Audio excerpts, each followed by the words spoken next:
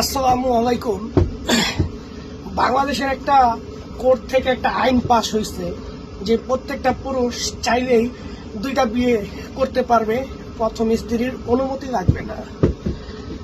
আসলে সেই বিষয়ে অবশ্যই যেই সমস্ত পুরুষরা দুইটা বিয়ে করবেন তারা পারলে গরিব অসহায় মেয়েদেরকে বিয়ে করেন, বা কারো বিয়ে হচ্ছে না তাদেরকে বিয়ে করেন। কিন্তু যার সামর্থ্য আছে, যার বিয়ে করার মতো ক্ষমতা আছে, তাকে বিয়ে করেন না, মানে মেয়েদের ক্ষেত্রে বলছি। আর আমি জানি এখন আমার এই ভিডিওতে মনে করেন অনেক মানুষ উঠা যাইব, আমার উপর রাগারাগি করবে।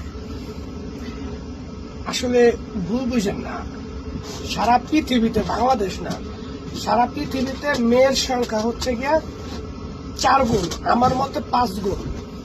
কারণ প্রত্যেকটা ঘরে ঘরে মেয়ে যদি হয় 4টা, ছেলে হয়েছে একটা। এমনও পরিবার দেখছি মেয়ে 7 জন, ছেলে 1 জন। একজন ছেলের চিন্তা করতে করতে মনে করেন যে মেয়ে হয়েছে 1-এর অধিক।